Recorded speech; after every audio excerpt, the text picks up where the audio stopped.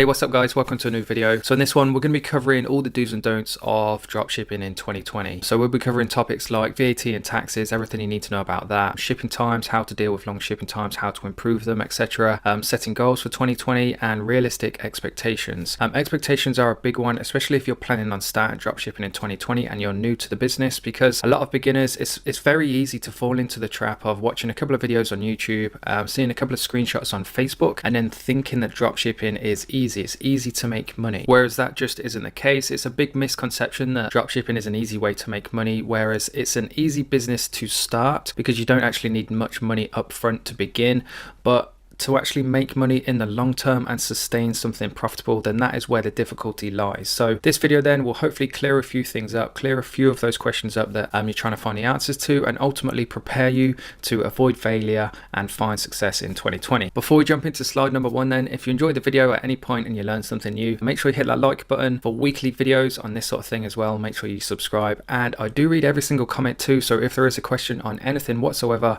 make sure you post it below and I will answer it. That being said then, let's get into point number one, which I've touched on briefly, which is setting yourself goals. So the best way to think about this then when you're starting a business is the metaphor that I like to use is that when somebody builds a house, you have to build the foundations first before you build the house on top of that. And if you don't build a house with the correct foundations, then eventually that house is going to fall over. And it's the same with business. If you don't set yourself the correct goals, expectations, and do things correctly from the offset, then ultimately you're going to be setting yourself up for failure. So besides the obvious foundations of any successful dropshipping business, then, so for example then a good Shopify store, a good marketing campaign with a good product, then these are the goals in which I recommend you set yourself depending on what journey you're currently at. So if you're a beginner and you're going to be starting in 2020, then number one, don't set yourself turnover goals, because certainly from the people I've spoken to on social media, they'll say, right, in my second month or even their first month, they'll say, I want to make £10,000, I want to do $10,000 in sales. And if they don't stay on track, so to hit 10k in sales then in a month, you need to do approximately £330 per day. And if they don't stay on track, what they end up doing is throwing even more money into their business, into a losing product, a losing ad set, a losing campaign, trying to recover that goal so they can reach that benchmark. And what ends up happening is they just waste their money. So instead, what you should be doing, number two, is focusing on your profitability. And the reason being then is because when it comes to business, then your bottom line is absolutely everything. So how much profit you make, it doesn't matter if you do 10 billion in sales every single year. If you're not making a penny of profit, then you're not making any money. So try not to get wrapped up in all the screenshots and numbers you see on YouTube, because what you do in sales is irrelevant if you're not making a good profit margin. Another thing I recommend doing as well, because I see so many people fall short of this, is they'll do dropshipping for a month, 2 months, and if they're not doing very well, they'll just quit. And if you could do something, if you could be really successful at something after a couple of months of doing it, then everybody would be doing it and making hundreds of thousands of pounds. So one of your goals then should be on focus on staying in business for the entire year.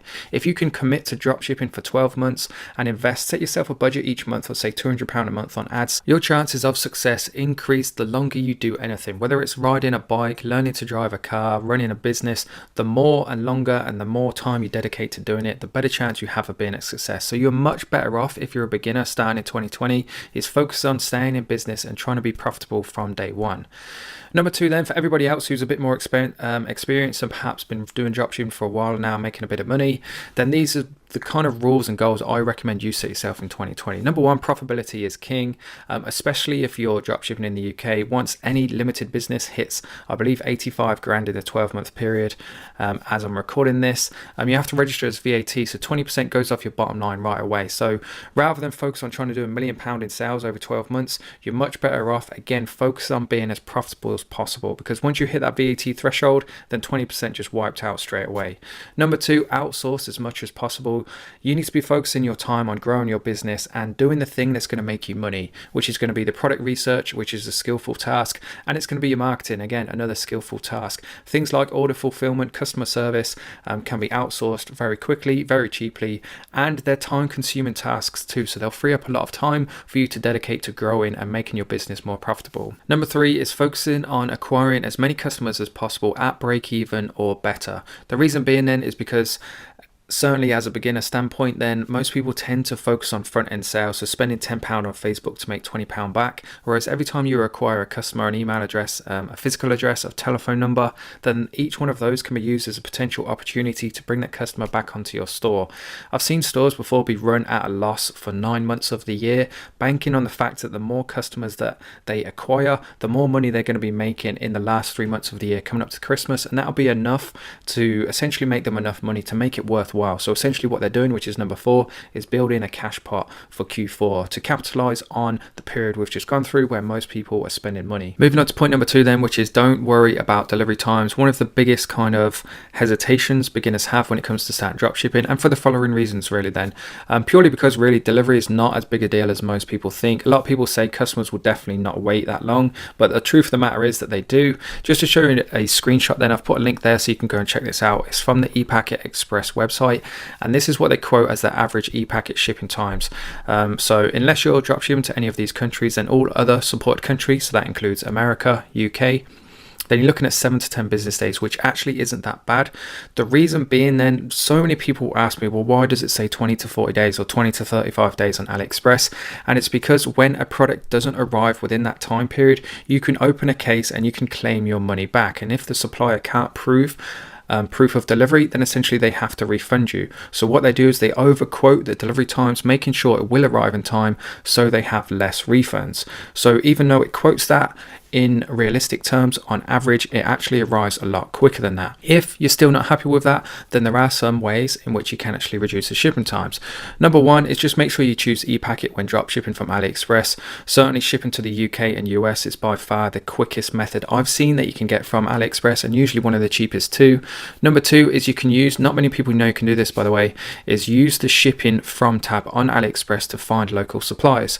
So to give you a quick demonstration of this then, I've searched for home camera Wi-Fi, so a particular product, and what you want to do is if you see this checkbox here, you can click on that, and depending on what product you search for, you'll be able to find what countries you can actually source that product from. So if we go ship from United States, we'll go for orders as well, so we're dealing with a decent supplier. And if we just open this up, doesn't matter what sensor size we go from, you can see here we can ship from US with a US plug and free shipping to the United States in 4 to 7 days. So you don't always have to wait that 1 to 2 weeks. If you're shipping from the US to the US, you can get it in under a week. If you're shipping to the UK, look for suppliers in Spain or France or Germany, because they can usually get it to the UK in under a week as well. The other thing you can do as well is progress into using an agent. I recommend going to China Brands to find agents on there. They seem to be the best place to find the most trustworthy and reliable ones.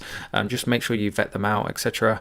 Number 4 is you can actually progress from dropshipping once you found a profitable product. So what you can do then is use the dropshipping business model to test the products for really cheap, and then if you found one that you can dropship profitably, then you can always like buy a bulk order of say 200-300 units. You don't have to spend that much money to begin with. Send it to a fulfillment center in your local country that you're marketing to, and then just get them to ship it to their customers. And again, you'll be able to get it to customers in 1 to 3 days, and the profit margins are significantly better when you're buying say 200 or 300 of a product rather than one at a time. The final point then to finish off this one is just be careful where you get your advice from.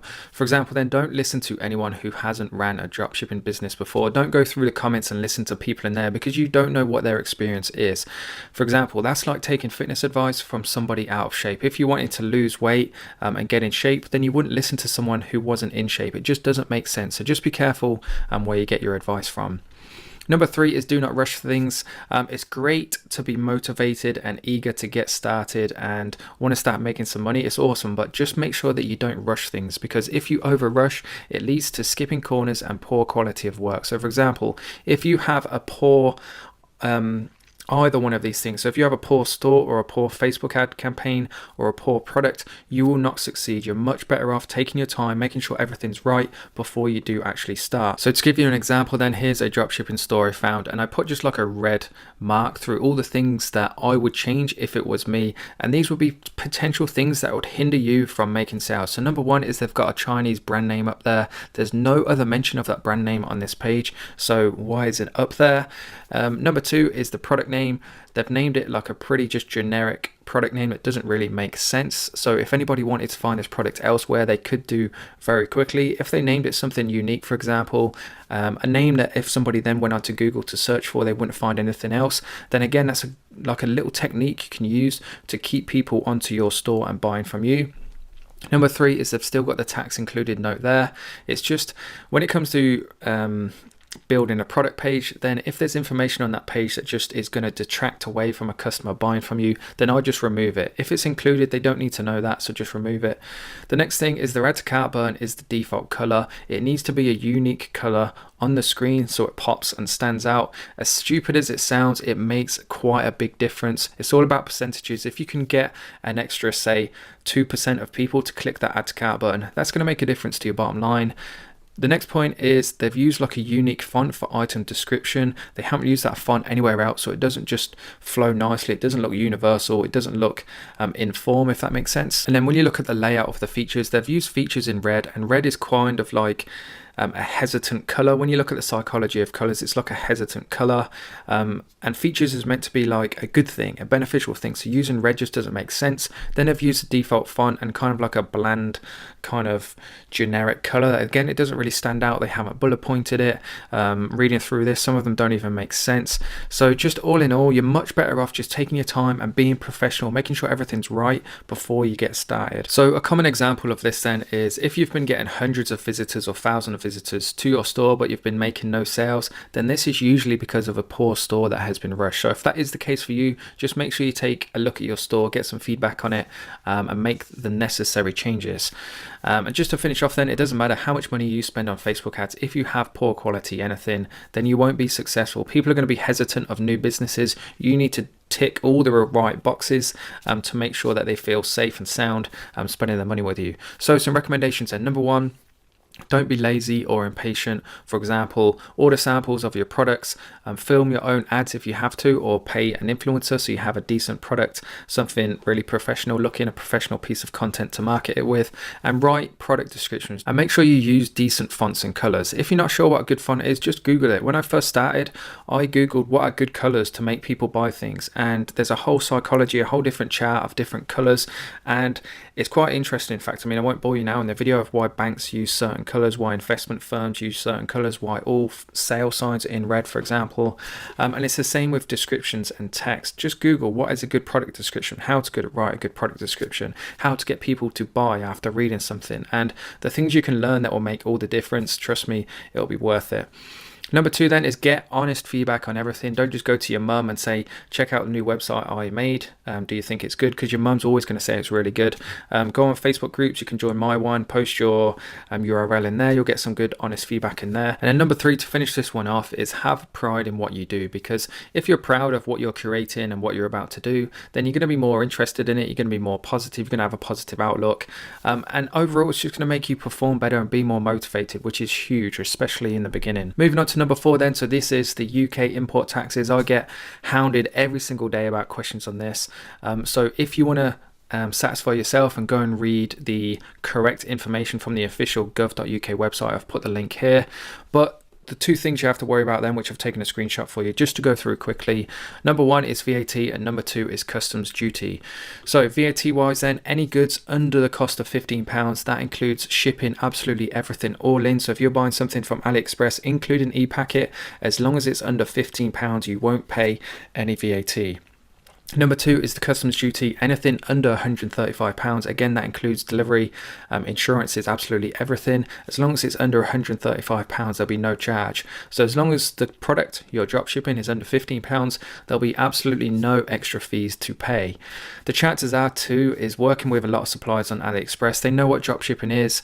They want to look good to the people buying their products. So even if you're out ordering a product like £20-30, I've seen quite a few suppliers undervalue the product on the invoice, on the actual packaging, just to make sure it goes through a bit more smoothly, and so there are no import taxes to pay, etc. If there is VAT or customs duty to pay, it's not the end of the world. So typically it'll, in the UK anyway, it'll be Royal Mail and Parcel Force that do the UK stint of the delivery process. And what will usually happen then is they'll put an invoice through the door of the customer, and they can go online and pay it, or they can go to the local post office and pay it, and then they'll get given the order. It's not a big deal, don't worry about it. I certainly wouldn't let it put you off just starting, getting started right away, and just you can deal with things like this as you come across them.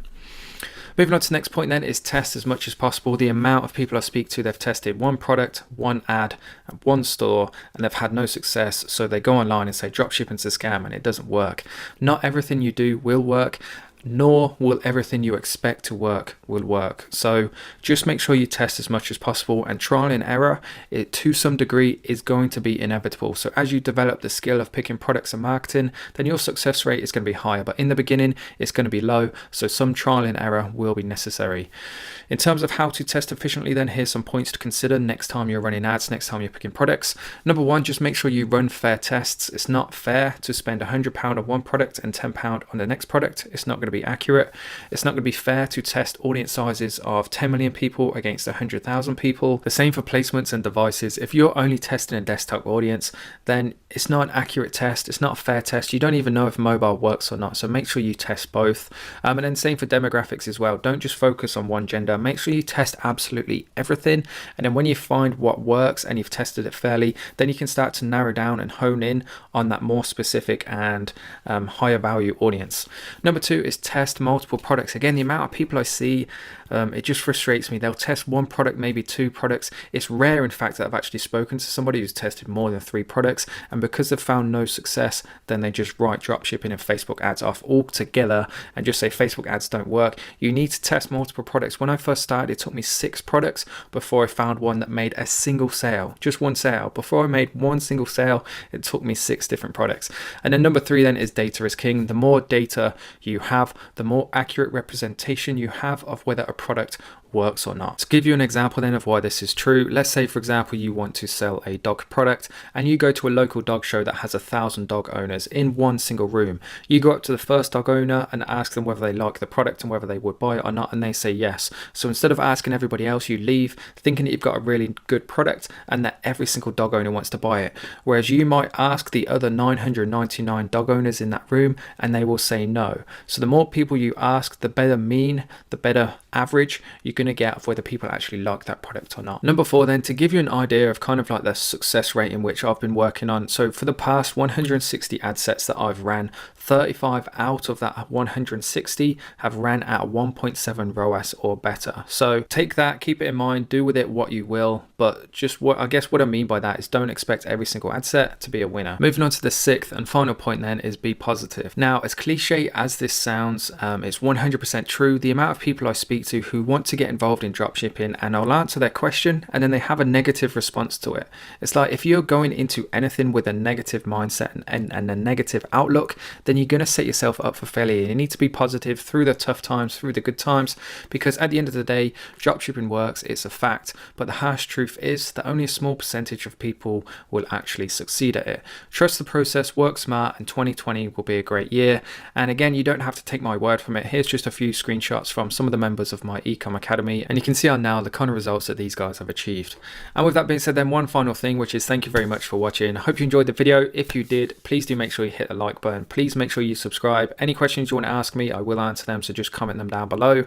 For more content on Shopify and dropshipping and just to kind of follow my daily life, I guess, make sure you follow me on Instagram. Check out my free ebooks in the description below. And finally, if you want to join a proven step-by-step course that comes with my support, you've seen the results, then check out my Ecom Academy. The link will be in the video description below, or if you download this keynote, simply click on this and it will take you right to it.